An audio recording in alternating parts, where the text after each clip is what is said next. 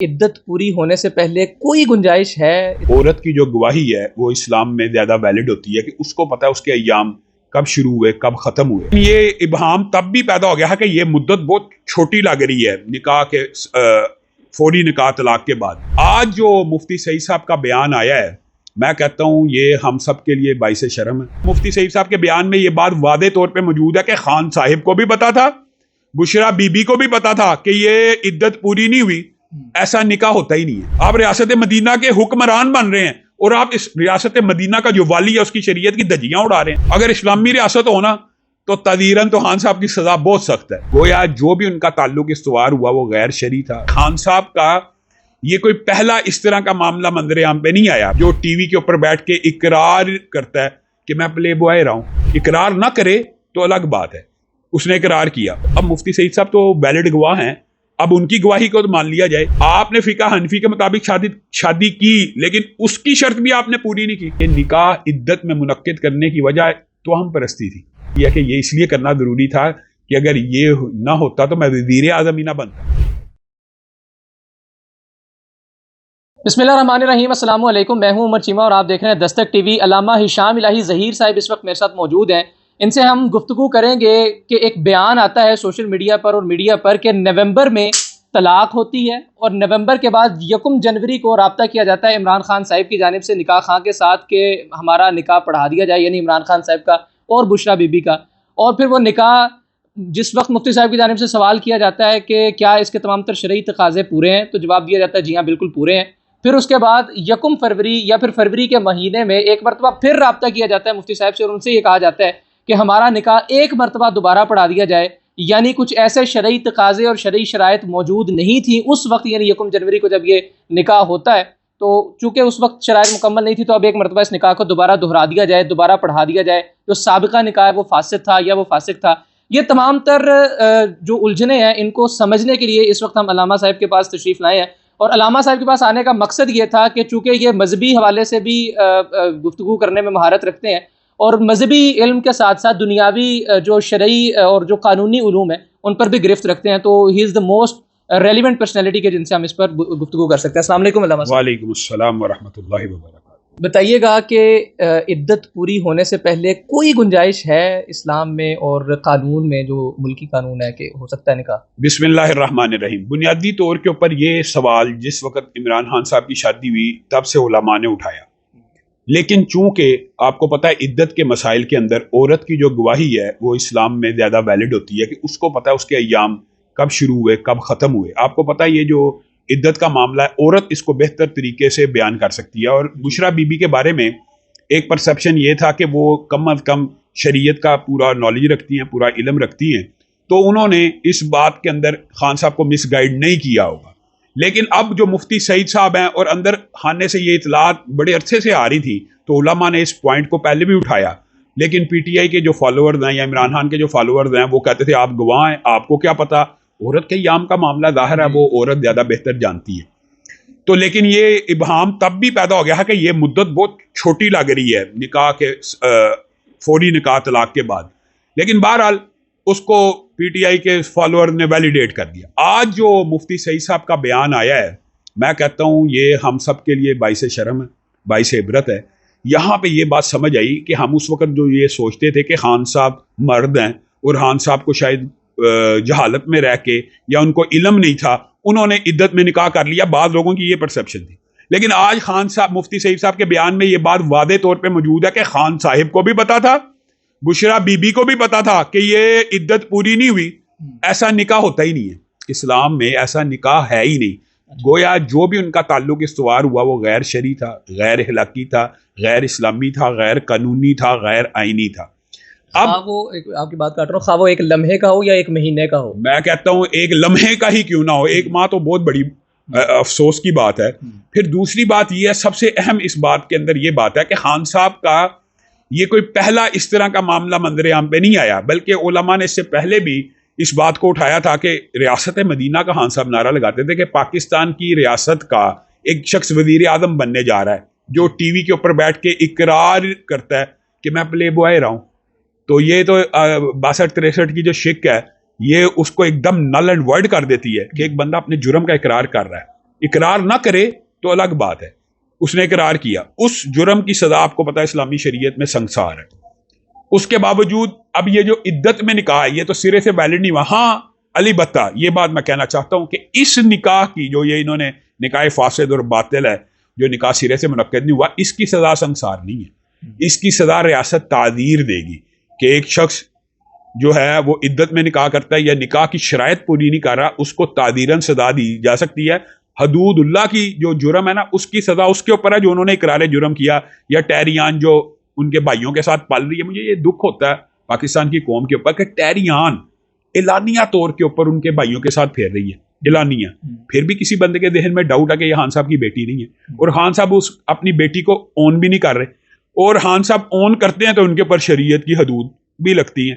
اور اب بھی یہ جو عدت کے اندر انہوں نے نکاح کیا ہے, جب ہم اس بارے میں کہتے ہیں لوگ کہتے ہیں آپ کو کیا پتا, تو اب مفتی سعید صاحب تو ویلڈ گواہ ہیں, اب ان کی گواہی کو مان لیا جائے تو یہ نکاح سرے سے اسلامی شعار کا مذاق ہے, اسلامی شریعت کا مذاق ہے اور دیدہ دلیری ہے. میں حیران ہوں کہ بشرا بی بی صاحبہ نے ایک عرصہ پہلے ایک انٹرویو ندیم ملک کے ساتھ تھا غالباً, اس میں جب انہوں نے یہ سوال کیا تھا انہوں نے کہا تھا بالکل جی عدت پوری کر کے نکاح ہوا ہے. اس کے اندر انہوں نے یہ کلیم کیا, گویا مستند جھوٹے بھی ثابت ہو گئے یہ میاں بیوی. یعنی ایک ایسا جوڑا کہ جو ہر بات کے اوپر توشہانے کا کیس ہو, اقرار جرم ہو, یعنی نکاح جیسا متبرک اور محترم رشتہ ان کی نظر میں کوئی اہمیت نہیں رکھتا. ٹھیک ہے, یہ بتائیے گا کہ نکاح خواہ جس وقت نکاح پڑھانے کے لیے جاتا ہے تو کیا جو دلہن کی بہن یا دلہن کے گواہان ہوتے ہیں وہ کہہ دیتے ہیں کہ جی تمام تشریعی تقاضے پورے ہیں تو مان لینا چاہیے, یا اس پر کوئی تحقیق کا کوئی طریقہ کار وضع کیا گیا ہے؟ اور نکاح کے فاسد ہونے سے کیا مراد لی جائے, کیا اس پر خلا کا طلاق کا کون سے احکامات شرعی ہیں جو اس پر اطلاق ہوتے ہیں نکاح کے فاسد ہو جانے کے بعد؟ بنیادی طور پہ یہ میں یہ سمجھتا ہوں, لیکن ہمارے دینی بھائی ہیں مفتی سعید صاحب, لیکن یہ بہت بڑا بلنڈر ہے کہ ایک عورت کے بارے میں پورے معاشرے کو پتا تھا کہ خاور منیکا صاحب نے ان کو اس ماہ طلاق دی ہے, ان کو اس کو پروو کرنا چاہیے تھا فرسٹ ہینڈ. لیکن ٹھیک ہے مولوی بیچارہ کتنا کو پروو کر سکتا ہے, انہوں نے ان سے پوچھا ہوگا اور انہوں نے کہا ہے میں نے پوچھا, انہوں نے اپنی طور پہ جو تحقیق کر لی. ایک بندہ ایک مولوی یہی پوچھ سکتا نا کہ یار شرعی تقاضے پورے ہیں, عدت پوری ہوئی ہے کہ نہیں, انہوں نے پوچھا بھی ہے اور وہ جو ان کے بیان سے لگتا ہے یہ بات, پھر گواہان موجود ہوں, پھر ولی موجود ہو, پھر حق مہر موجود ہو, تو نکاح مولوی پھر پڑھا دیتے ہیں. لیکن میں یہ سمجھتا ہوں اس کیس سے علماء کو زیادہ احتیاط کرنی چاہیے. یہاں سے یہ بات سمجھ آ گئی کہ علماء سے جھوٹ بول کے بھی نکاح کے اندر کچھ باطل اور فاسد شرائط, یعنی یہ تو نکاح کی شرط ہے, یہ شرط نکاح میں سے ہے کہ عدت میں نکاح نہیں ہو سکتا, تو گویا یہ نکاح ہوا ہی نہیں ہے, سرے سے نہیں ہوا. اور بنیادی طور پہ مفتی سعید صاحب کا تعلق فقہ حنفی سے ہے, تو فقہ حنفی کے اندر بھی ان کو اس بات کو واضح کرنا چاہیے لوگوں کے سامنے کہ فقہ حنفی کے اندر نکاح جو فاسد ہو باطل ہو اس کے اوپر جو نکاح ہے اس کی کچھ شرائط ہوں گی کہ وہ کیسے پڑھایا جائے. تو کیا جب دوبارہ نکاح پڑھایا گیا ان شرائط کا خاص خیال رکھا گیا؟ میرے نالج کے مطابق فقہ حنفی میں ایک ایسی چیز کو حلال کر لیا جائے فاسد اور باطل طریقے سے جو انسان کے اوپر حلال ہو تو دوبارہ حلال طریقے سے بھی حلال نہیں ہوتی. میں نے فقہ حنفی کے بعد فتوے دیکھے ہیں اس حوالے سے, ہو سکتا ہے کوئی فتوے اس کے اپوزٹ بھی موجود ہو, میں فقہ حنفی کے اوپر اعتراض نہیں کر رہا اس معاملے میں, لیکن چونکہ یہ آئلی معاملات ہوتے ہیں اس میں تو عیسائیوں نے اپنے مطابق شادی کرنی ہوتی ہے, یہودیوں نے اپنے مطابق کرنی ہوتی ہے. فقہ حنفی میں انہوں نے اپنے مطابق شادی کی, آپ نے فقہ حنفی کے مطابق شادی کی لیکن اس کی شرط بھی آپ نے پوری نہیں کی. تو یہ مفتی سعید صاحب کا بیان جو آج بیان حلفی آیا یہ بڑا چونکا دینے والا ہے اور بڑا افسوسناک ہے. اس میں ایک اور پہلو شاید آپ نے چیمہ صاحب اگنور کیا ہے, اس کے اندر ایک بات یہ پتہ چلتی ہے کہ یہ نکاح عدت میں منعقد کرنے کی وجہ توہم پرستی تھی. یعنی آپ دیکھیں کتنی بڑی توہم پرستی ہے کہ یہ اس لیے کرنا ضروری تھا کہ اگر یہ نہ ہوتا تو میں وزیر اعظم ہی نہ بنتا.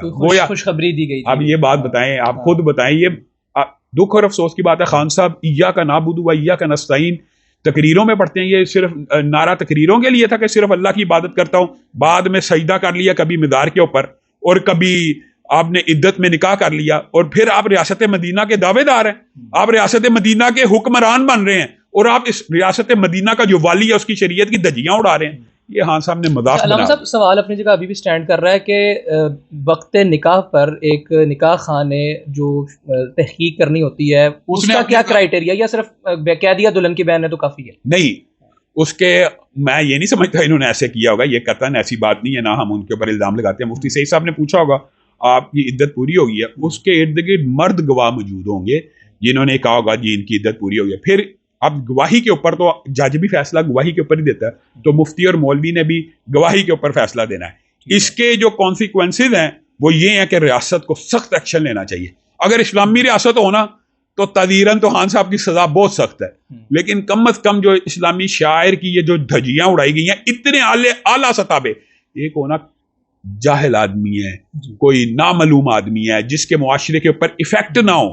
خان صاحب ایک قوم کے لیڈر ہیں, ایک بہت بڑی تعداد ان کی فالوورز ہے, فالوئنگ ان کی بہت زیادہ ہے. تو خان صاحب جیسی اگر شخصیت یہ حرکت کرے گی, شریعت کا مذاق اڑائے گی, اور عمدن آج یہ بات ثابت ہوئی ہے وہ جانتے بوجھتے ہوا جو بھی ہوا, تو ان کو پلنٹی کے طور پہ سخت سزا دینی چاہیے.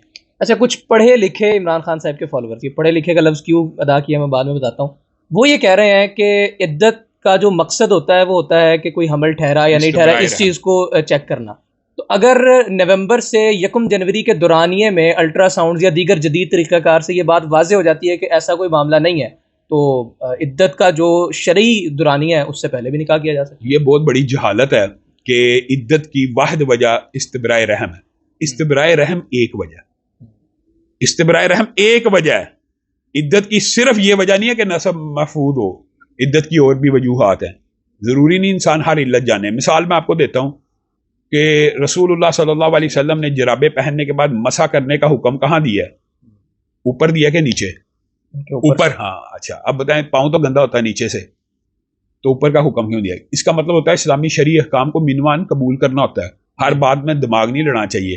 اور یہ جو پڑھے لکھے نام نہاد آپ جن لوگوں کی بات کر رہے ہیں, ان کو کچھ سوچنا چاہیے, عقل کا مظاہرہ کرنا چاہیے کہ شریعت نے کچھ پیرامیٹرز طے کر دی ہیں. آپ اس کے اندر یہ نہیں کہہ سکتے اس کا علت کی سبب یہ تھی تو بس اگر علت نہیں ہے تو اب یہ کام جائز ہو گیا. اللہ معاف کرے, یہ بات قطعاً نہیں ہے.